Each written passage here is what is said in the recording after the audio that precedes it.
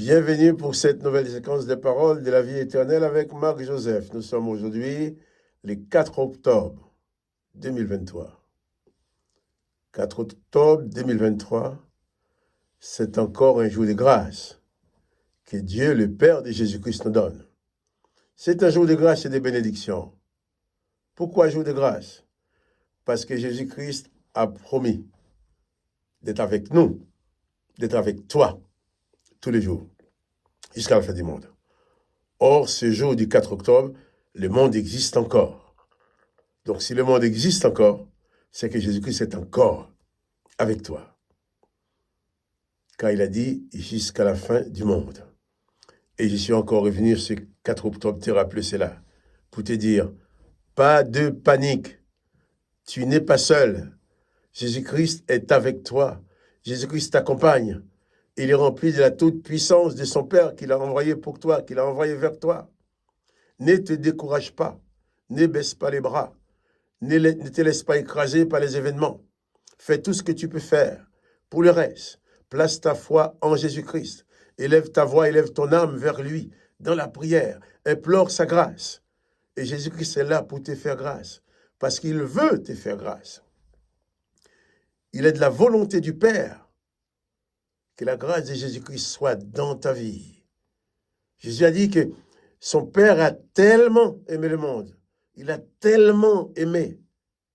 Il t'a tellement aimé qu'il a donné Jésus-Christ, son Fils unique, afin que toi qui crois en lui, tu puisses avoir la vie éternelle.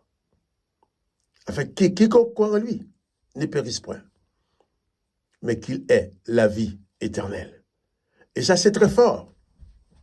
Parce que le message que le peuple d'Israël, qui a entendu ces paroles de Jésus, le message que ces personnes avaient l'habitude d'entendre, c'était la voix de l'Éternel qui disait « L'homme est devenu comme les d'entre nous, empêchons-les de vivre éternellement, et je détruirai l'homme que j'ai créé. » Et Jésus dit « Le Père, lui, a tellement aimé le monde qu'il a envoyé son Fils unique, afin que quiconque croit en lui ne périsse point, mais qu'il ait la vie éternelle. » Et Jésus va dire, celui qui croit en moi vivra éternellement. Face à cette condamnation, empêchons-les de vivre éternellement. Jésus dit, celui qui croit en moi vivra éternellement. Voilà ce que les sacrificateurs, les sanhédrins, les scribes, les pharisiens, les serviteurs de l'Éternel ne pouvaient supporter. Jésus qui vient dire, celui qui croit en moi vivra éternellement, tandis que l'Éternel, leur Dieu, avait dit, empêchons-les de vivre éternellement. Voilà pourquoi ils l'ont tué. Et c'est ce Jésus qui a été jusqu'au bout pour toi, il a été jusqu'à la mort, qui te dit, je suis avec toi tous les jours jusqu'à la fin du monde. Donc, pas de panique, pas de peur. Pas de peur face aux événements. Je ne connais pas les événements que tu es en train de vivre.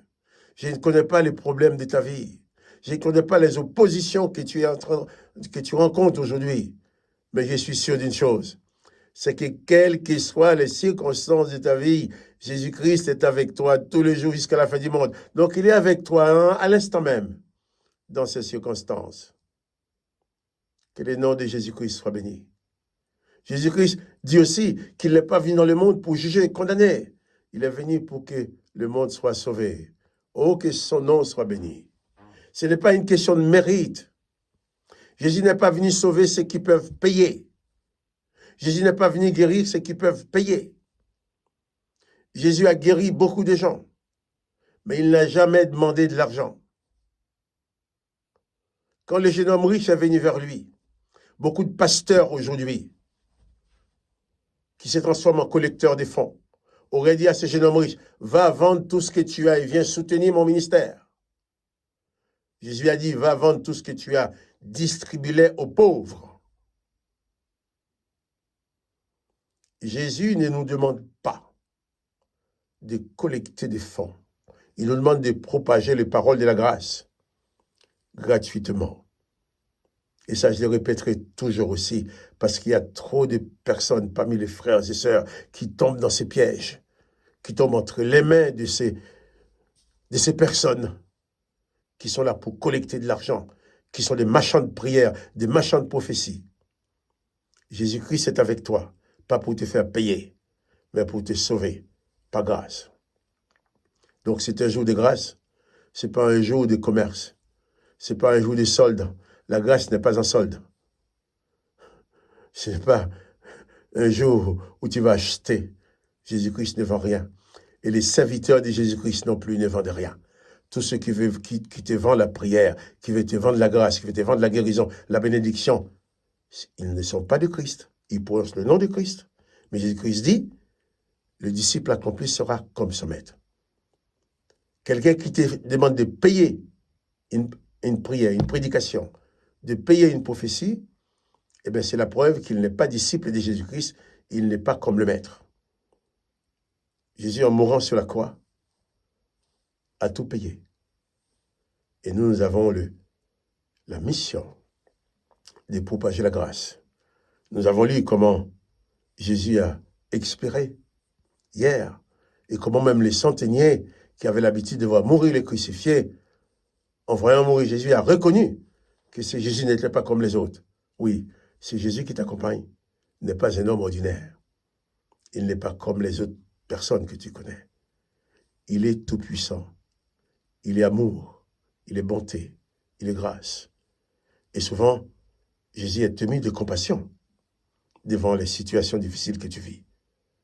Il faut que tu le réalises, afin que tu puisses élever ton âme vers lui, que tu puisses, par la foi, croire fermement que Jésus-Christ est avec toi. Et si Jésus-Christ est avec toi, plus de panique dans ta vie, plus de peur, parce que le Tout-Puissant est avec toi. Jésus-Christ dit, tout pouvoir lui a été donné dans les cieux et sur la terre. Rends-toi compte, toi qui marches dans la rue aujourd'hui, toi qui vas travailler ce matin, toi qui affrontes des problèmes, des difficultés, tu sais qui est avec toi? Tu as avec toi Jésus-Christ de Nazareth. C'est lui à qui tout pouvoir a été donné dans les cieux et sur la terre. Donc, pourquoi avoir peur? Pourquoi trembler devant les situations? Pourquoi se laisser plonger dans la panique? Tandis que tu as avec toi, c'est lui qui détient tout le pouvoir, non seulement sur la terre, mais aussi dans les cieux.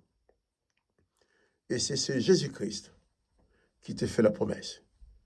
Il faut t'appuyer sur ces choses-là pour renforcer ta foi face aux événements. Parce que Jésus-Christ ne t'abandonnera jamais. Et Jésus-Christ n'a jamais perdu un procès. Non. Jésus a gagné le procès, puisqu'on l'a déclaré non coupable. On l'a condamné, mais il a gagné. La preuve, en mourant, il a pu dire, tout est accompli. Et ceux qui l'ont vu mourir, s'ils se sont trouvés obligés de dire, ah, certainement, cet homme était le Fils de Dieu. Ce n'est pas n'importe qui. Nous allons lire encore quelques versets dans l'évangile de Marc. Marc chapitre 15. Et cette fois-ci, nous lirons le verset 40. Il y avait aussi des femmes qui regardaient de loin. Parmi elles était Marie de Magdala, Marie, mère de Jacques, le mineur, et de Jose, et Salomé, qui les suivaient et les servaient lorsqu'il était en Galilée, et plusieurs autres qui étaient montés avec lui à Jérusalem. Voilà toutes ces personnes, ces femmes particulièrement on parle, qui ont osé aller devant la croix, voir le Maître mourir, voir les souffrances du Maître. Et j'ai fait remarquer que,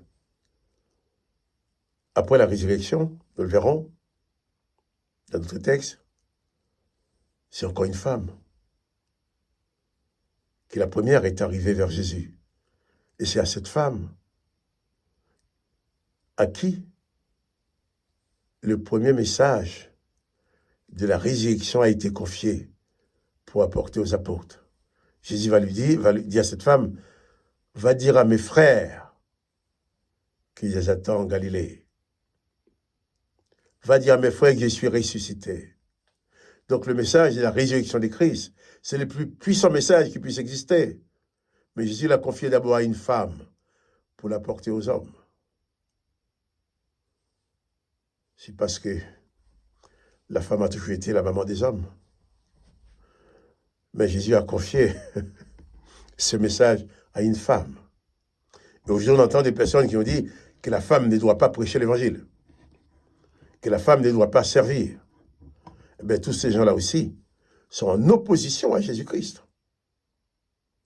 Si Jésus-Christ a confié, la première personne à qui Jésus-Christ a confié le message de la résurrection, c'est une femme. Mais de quel droit quelqu'un peut dire que la femme ne doit pas prêcher?